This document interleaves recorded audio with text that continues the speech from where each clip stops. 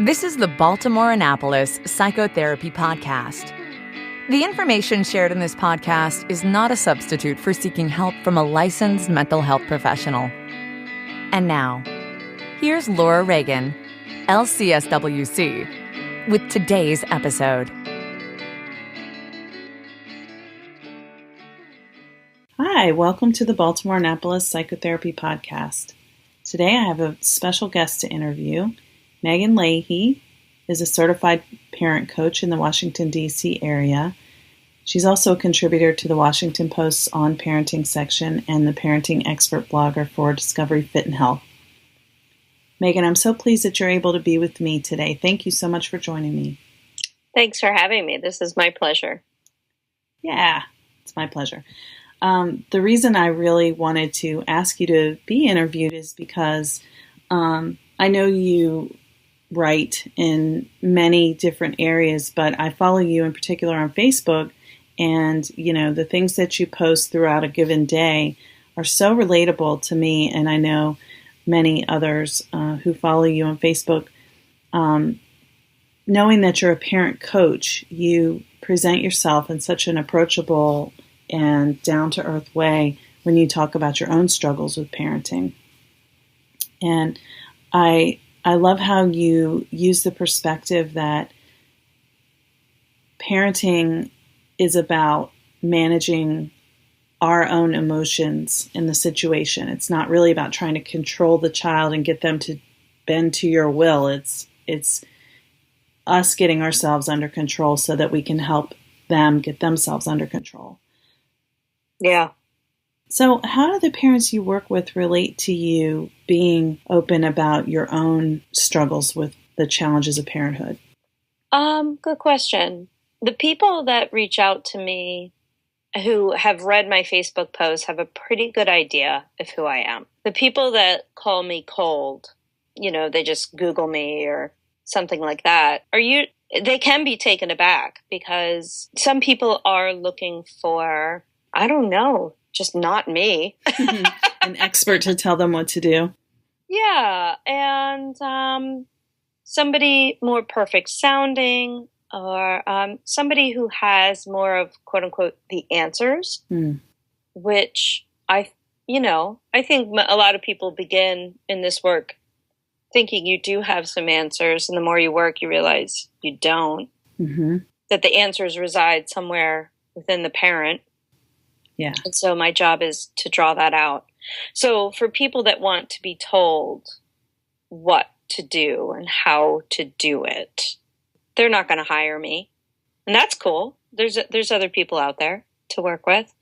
But people that are drawn to me have read my stuff and want to be with someone and work with someone who is unafraid of the ugly underbelly stuff.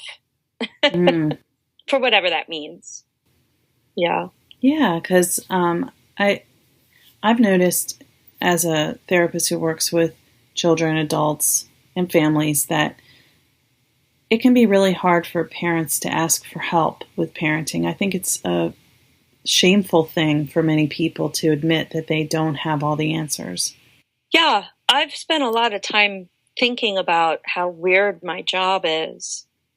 And when I go into communities, for instance, I grew up in Delaware, and a lot of people in Delaware stay in Delaware, which is good and bad, right? And if you leave to go to college, you often come back, and families are very close-knit, and your aunts and your uncles and your cousins and your grandparents and your church people and your community, everybody's there. And when you have, as we call it, your attachment village, when you have your people, you don't need coaches, per se. Good point. Right? You have the people that come in and help you and advise you. You have what humans have had since they've been having babies, right? They've always lived in community. That's what was saved. And only recently in our humanity have we moved away from our villages. literally and figuratively. People are extremely isolated. They are not surrounded by their people. And even if they feel like they are, they don't feel safe to talk about how hard things can be.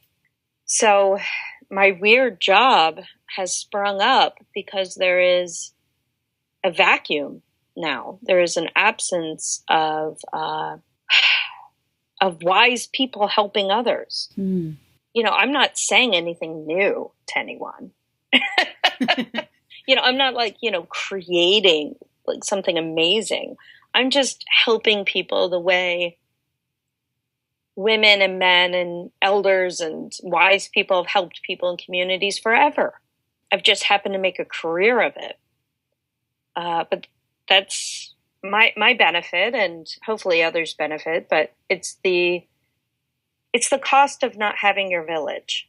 And then you go into a shame cycle of, why is this so hard?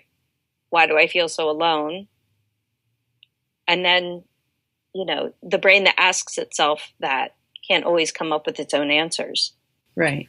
And then if they're brave enough to call me, they'll see like, oh, everybody's a mess, including this person helping me.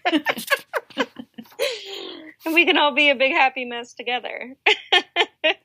Well, it would feel safer to talk to someone when you're asking for help about something that's just so vulnerable, to reach out and say, I don't know what to do. And I wish I had the answers, but I don't feel like I do. And I don't know who to ask in my, either my tribe isn't here, or I just really don't have anybody I trust enough.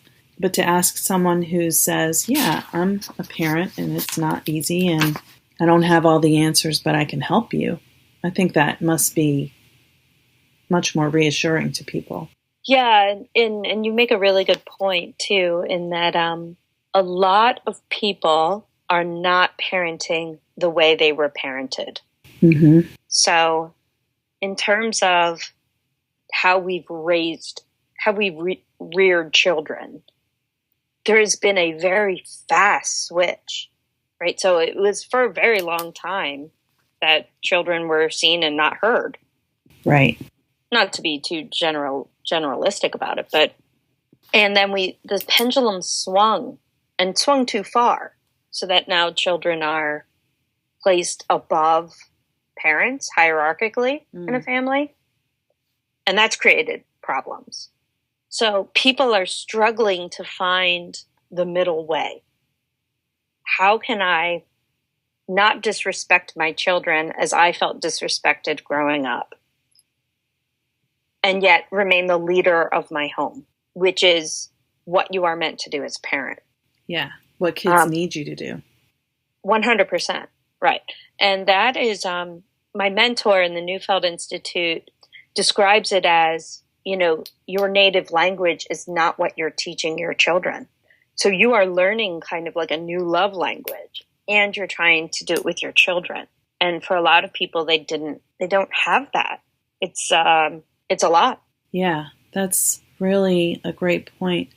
So many people I work with and people I know want to be loving parents who treat their children with respect, but are also respected by their children, and teach them how to get by in the world in a way that they're going to be able to become an adult who's well-adjusted, for lack of a better way to describe it. But a lot of people who were raised in the 60s and 70s, they don't want to do it the way their parents did, especially if there was hitting. It seems to have been just a lot more normal for people to get their kids to, quote-unquote, obey by hitting them. Mm-hmm. And it's not what people want to do, but they don't know what else to do. So they say, I'll just never say no to my child. Right. How that works out. Right. Exactly. Yeah. Our children, so much is based in fear. They don't want their children to fear them, but then the parents end up fearing their own children. Mm-hmm. And or if the parent was hit, they're fearing themselves because they don't know how to control the reaction that, the child's behavior raises in them. And they're like, I know I can't hit them, but I don't know what to do. And it's really helpless. Yeah.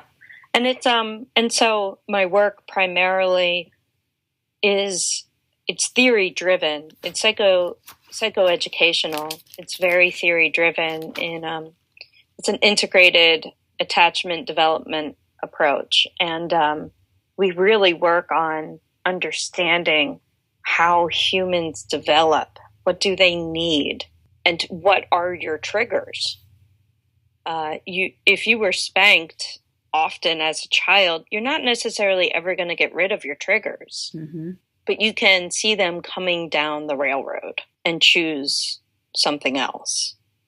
So it's one of those things where those neurosynaptic little railroads up in your brain are pretty deeply embedded, but your brain can reflect upon itself and make another choice.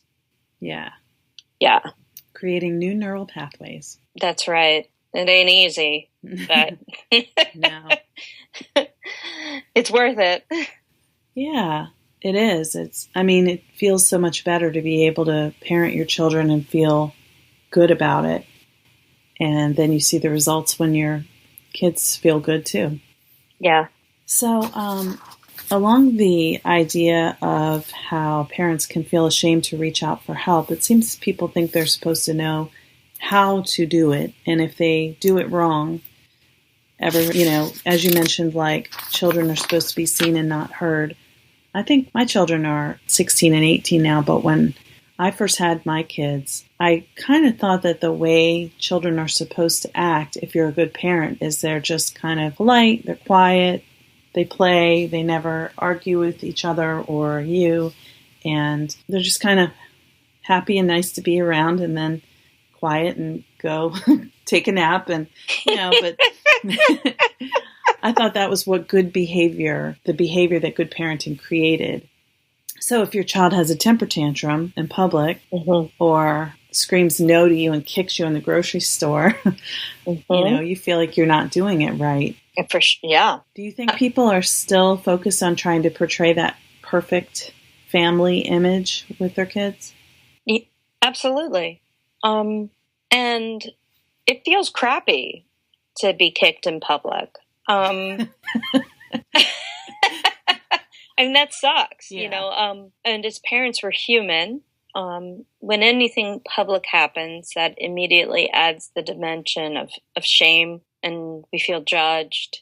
It just, whatever you're feeling, it just gets magnified when something happens in public.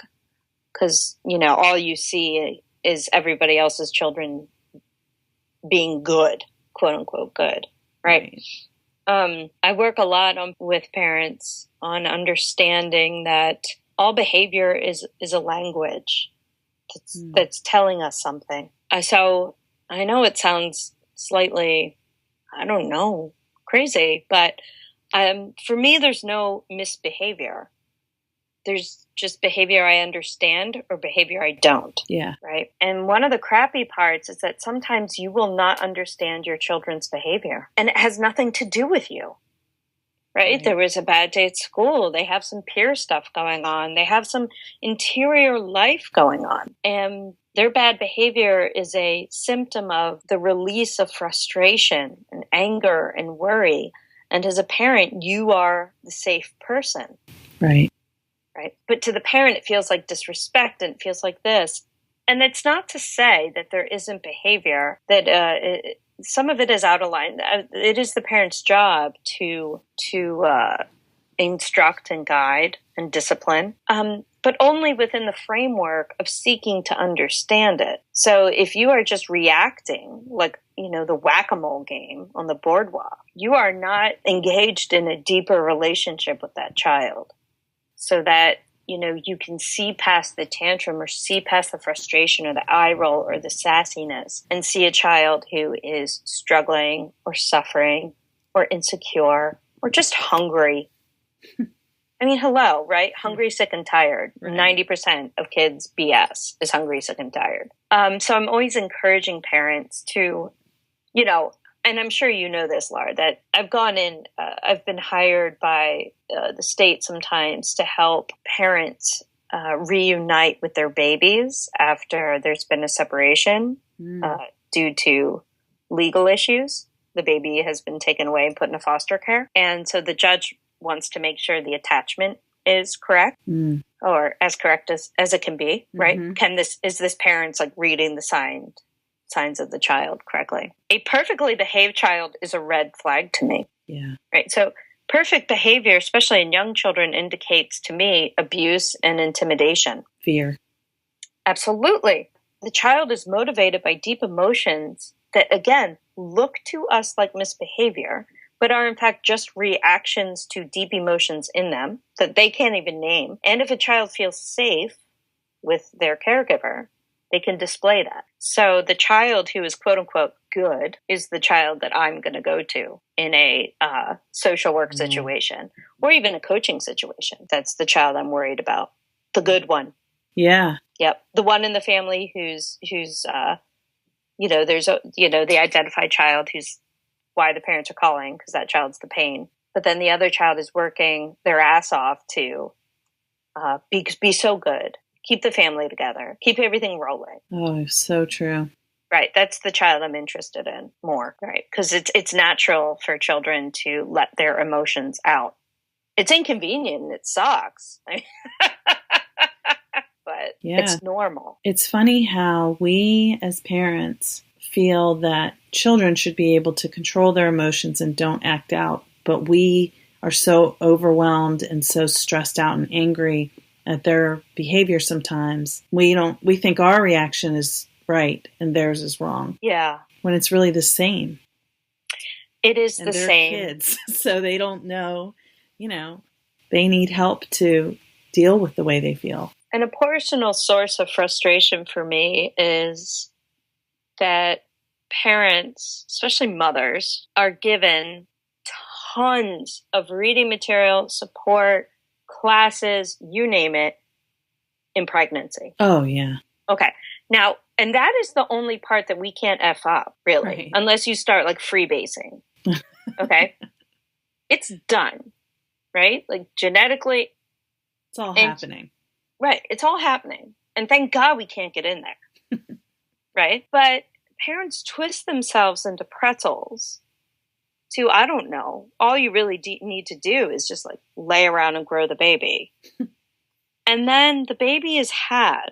And the lack of understanding neurologically and developmentally to me is mind-numbing. If I could get into, the departments of health and human resources and all this stuff, it is after the baby is born that parents could be so helped by just understanding what's normal and how misleading so much information is and how developmentally normal it is for your child to not be able to make decisions based on rational thinking because that part of their brain hasn't grown.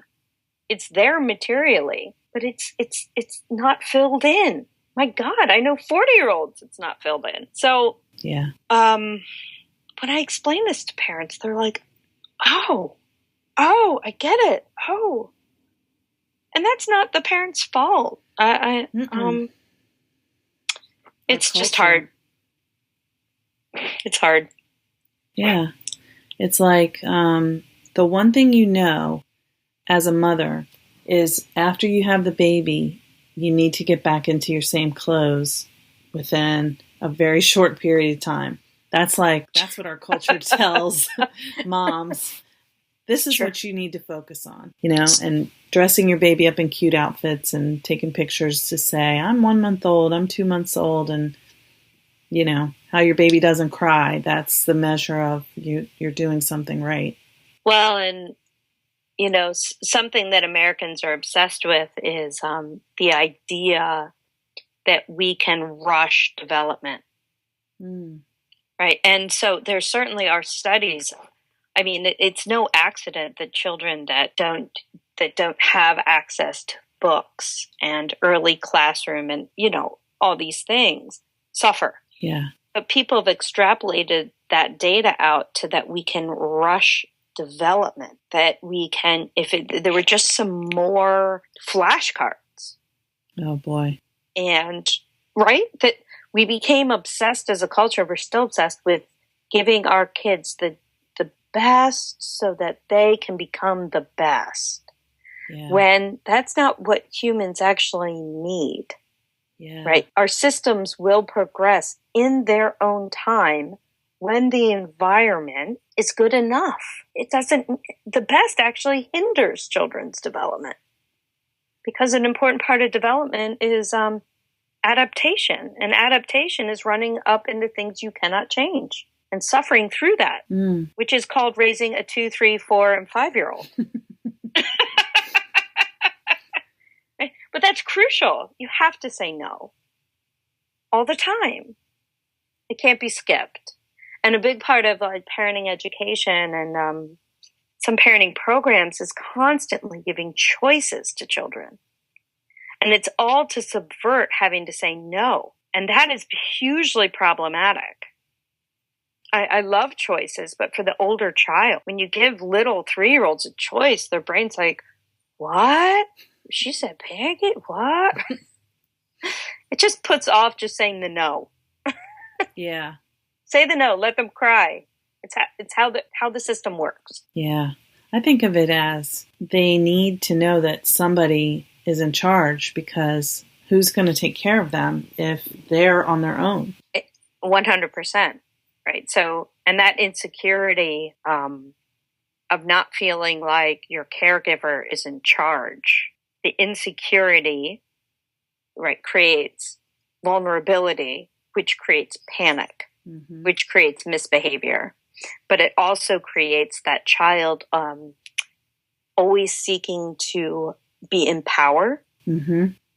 And then parents label the child a brat. Yeah. But what it is insecurity that parent can take care of them. Right. The child saying, well, somebody's got to be in charge here, and no one else is stepping up, so I guess I'm going to have to do it. That's exactly right. And they're not equipped. Right. They're bad at the job. Underqualified. Right. And then we resent them. Right. Right. And sometimes we say, okay, well, I guess they're in charge.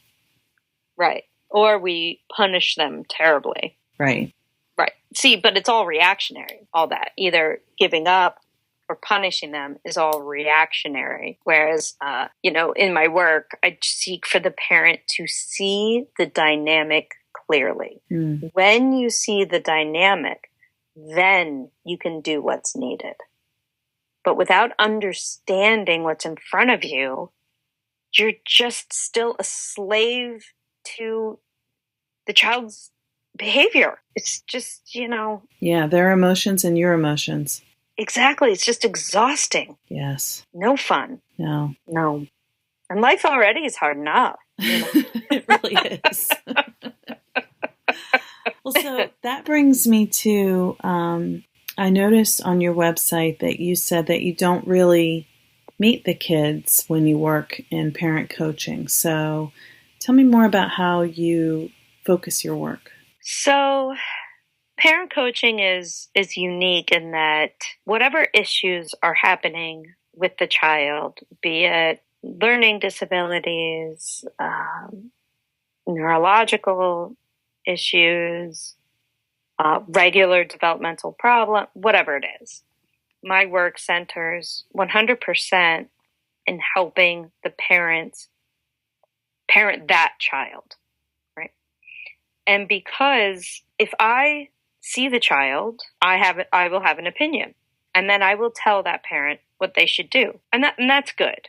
And some parents do need that, and that's fine. But I would rather in my work help the parents find their own way of coming. It's just like therapy, really, in that you ask the right questions at the right times. It's my job to understand the parent I'm working with.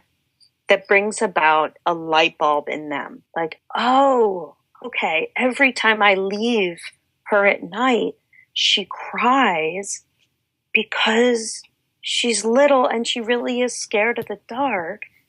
And this is what I can do instead, right? If the parent comes up with that, then I am not the savior. They fully own the relationship with the child. And that is pure confidence. Yeah. And that's what I want for my parents. I want them to know that it is within them to do this and that the struggle's normal too, right? Because when they hire an expert, they're just waiting to be told what to do once again. And I'm not going to do that, which is so annoying. It sounds like you're saying that you believe that the parent has the answers and you're helping them find them so they can not need to be asking you, well, what should I do now? What should I do now? Because they can know. Yes. And in the not knowing, there is also value. So when they're in the struggle, when they are, we work a lot in coaching with when they are stuck, when they are upset and frustrated and angry, change is often afoot. Yeah. Right? Change is afoot. And if I saw the kids, it would be far more prescriptive. Right? They would just hand their parental power to me. Well, Meghan, you see him. You see how he is. What do you think we should do? Yeah. Right? And I'm going to keep pushing the power back to them. Even if they don't believe in themselves, I'm going to keep pushing it back into their laps with a lot of love and support, but back to them. Because ultimately, I don't matter. It's not me, it's within the parents. They're the one that has the lifelong relationship with the child. 100%. And I never want to be another tip or tactic or strategy that fails them. There's enough of that. There's enough of that in the world. And that's also why I coach, because a strategy that's right for one family is a disaster for another. There's never one right thing, besides maybe not hitting kids and not shaming. Everything else is up for grabs. Well, I was thinking when you said that if you tell them what to do or you don't tell them what to do, and I was thinking that since every family is so different, every child is different, personality, the interaction between the parent and the child, even in the same family, they can't necessarily use the same strategies when they're dealing with one problem a child is having or they're having. Each person is so different that if you just give a list of strategies, it's not a one-size-fits-all. No, and not only do you have the child, but then you have the parent and you learn about their family of origin. Mm-hmm. So they are having all kinds of issues. So the strategy may be great, but the parent can't get there. And so, or they're doing it, I don't want to say wrong, but harmfully because of something in them. And so we kind of have to unpack that a little. Or some people are extremely affectionate. Some parents are very affectionate and some parents are not. And, but the parents that are not affectionate, though, can be very loving with their children, very interested in their children, wonderful conversationalists, right? There are other attributes. And so it's my job to recognize how that parent can connect to that child that's most authentic for them, rather than just hug them more, hug the kids more. Some parents, it's not natural. That's too vulnerable for them. Yeah. And I may want to shake the parent and be like, what do you mean? It's your child. But that's, then I'm just somebody else shaming them. Yeah. Yeah. Well, I love that. And you brought up authenticity, which is, again, one of the things that really drew me to wanting to speak with you because of how authentic you are. And I noticed that you recommend Brené Brown's books on your website. I'm wondering, what made you decide it's okay in the way you work to cut out the pretense and admit to not being perfect, and when it could be easier to just sort of pretend to be that glossy, fancy expert? I know you're an expert, but you don't play an expert role. No, I know. And it's funny because the more I work and any kind of success my way, the more quote unquote expert I seem to become in the world. the more I work and the longer I work, the less expert I feel, as you begin to realize how few answers we all have. And I think that part of Brené's work, it's so valuable, is, she's just kind of talking about what a lot of spiritual people have been talking about forever with the data behind it, right? Mm-hmm. And the importance of vulnerability for me, I had the good benefit of being a pretty horrible child. I have largely let that story go, but I didn't do well in school. I graduated from high school barely. And by the time I got to college, I went to college to sober up, right? So most people go to college and then they start partying. Yeah. But I'd partied so much in high school and so hard and so out of control that I went to college and I purposely made somewhat sober friends and had to reinvent myself. But because I was deemed a pretty big loser for a lot of my life, I carry very little pretense, right? So everyone loves me now and thinks I'm really smart, right?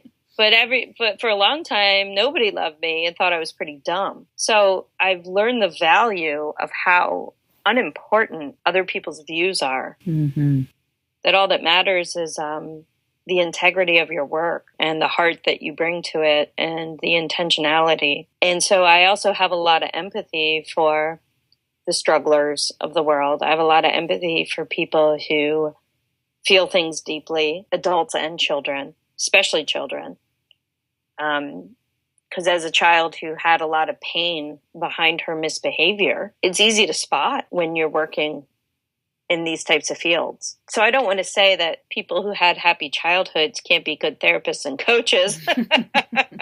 It's like the tortured artist theory, But I do think my authenticity, or why people are maybe drawn to me, maybe because I come from a real place of having to fight my way to where I am, and that it's still hard. And it is hard for a lot of people to stay vulnerable and stay authentic and keep your voice real, because a lot of smoke gets blown up my ass. And, I have to choose how to respond to it and accept compliments when they come and not accept more when I don't need to. But it helps me. I don't regret anything because I feel called to help kids who are struggling, and especially their parents, because it can be a life changer. Yeah. And I really respect you sharing that the way your journey went, because I think it's so common. This is Brené Brown's new book, Rising Strong. The subject of it is how we try to turn our backs on our story. If you have a story that you're not really proud of, or it was hard for you at one point and you just would like to kind of forget about that and let everybody just see, but look how great I'm doing now. And she talks about how the struggle to get from what you went through, how you coped, and how you came to be where you are now in your life. The struggle that's the work. And, in our culture, we tend to go, look at this person who grew up poor and now they're in the NFL and they're a big star. It's a great success story. It's but what was it like? That's the real work to talk about. How did they do it? Because then when the person fails in some way, they get in legal trouble or they lose their career, and everyone's like, well, see, he had that bad upbringing and, he couldn't make it. And it's what support did he ever have to actually work through what he went through? You know what I'm saying? Oh, 100%. And how we put people in camps of good or bad. Mm-hmm. And how you just really nicely said right there that getting through that struggle, that's what actually matters. And that's what I really try and talk to parents about, right? Because they'll say to me, I'm trying to get my child back. I know that technology has kidnapped them, and I'm trying to get them back, and I'm doing what we talked about, but it's so hard. They're fighting me, and things are good, but then they're bad. And, you know, and I just keep saying, yes, the struggle can become too hard, right? It can become its own problem, right? Yeah. But I said, no, this change is earned here. Like, you're not going to flip the script on your kid and it's going to be like, oh, cool. Right. It's like, this is where the magic happens. This is parenting. Yeah. This is living. Right. And ironically, I was so defended growing up. I was so defended. Right. And so unemotional. And so finally, you know, I went to therapy to let all my emotions out. And then what happens, you know, years and years later, I become a Washington Post columnist and I get hate mail like you can't even believe. Oh, God. And I've had to, like, as Brene would say, you know, reach back into the closet for my armor. Yeah. And put it back on at certain times. It's its own balance. As soon as you put yourself out there, there are plenty of people who want to tear you down. I mean, they really have time on their hands. Yeah. I wish I had time to write hate letters like they do. Or it's like, maybe use your love powers letters for good, people. Oh, jeez. So, but I mean, yeah, what you're saying is really interesting. And I'm sure you see it in your work. I see it in mine. This idea that struggle is bad, or that life should be easy, the kids should be good, that marriage should be problem free, that my child is normal, so why aren't they potty training? That, you know, our expectations, right, keep getting in the way of our actual lives, and the lack of openness. We're just can be so black and white, which is the sign of immaturity. Black and white thinking is a sign of immaturity. Right. Right. And I catch it in myself all the time. I'll be like, okay, I'm getting immature about this. What's going on with me? Constantly checking in. That's the key.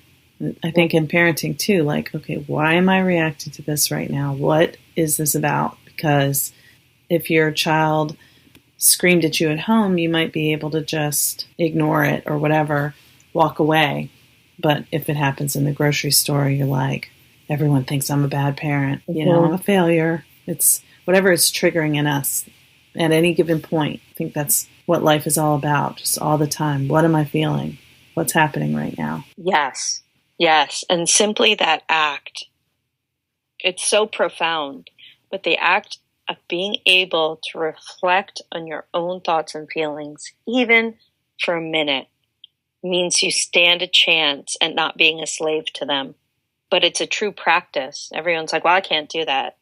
You know, you're not, some people are better at it than others, but it's a practice. Yeah.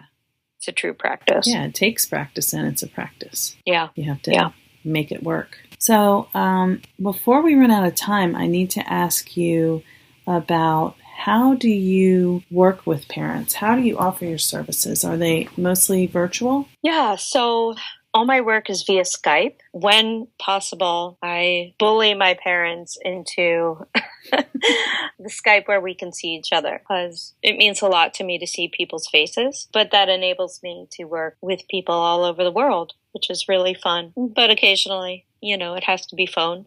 So that's the coaching. I have an on-demand class that's going to be beginning in the next month, which means that people will be able to take a course that runs on its own. It'll be 11 days, and they can start it up whenever they want.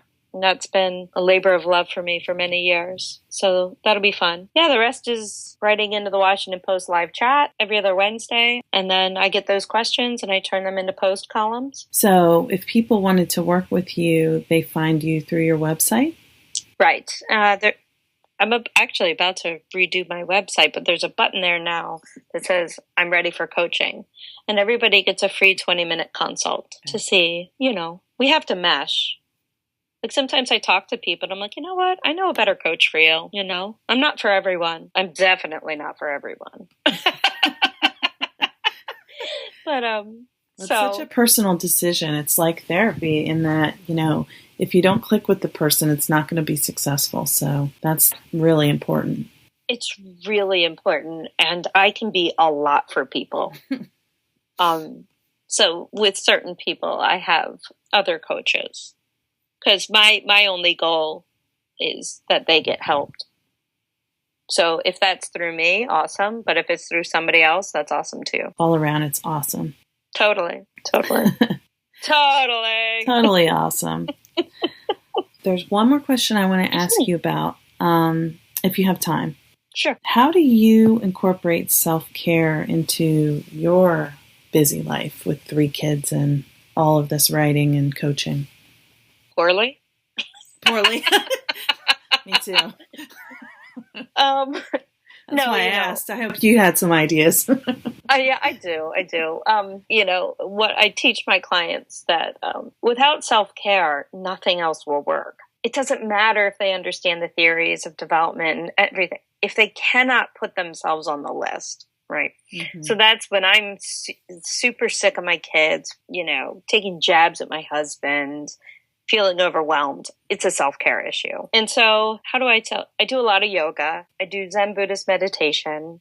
I just try and move my body. In your early 20s, you're like, I run, I bike. Now I'm like, I just need to move my ass in whatever way. I spend a lot of time outdoors.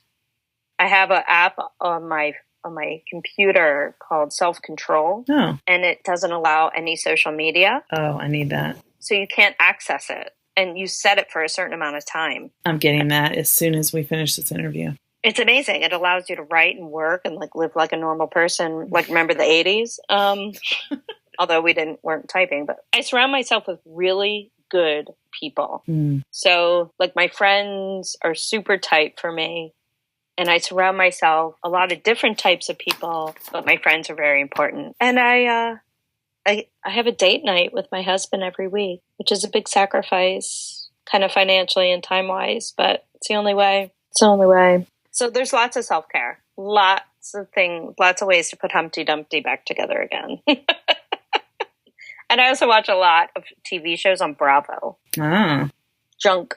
I love junk TV. The junkier, the better. The Bachelorette is amazing. I really think they're going to find love. Oh.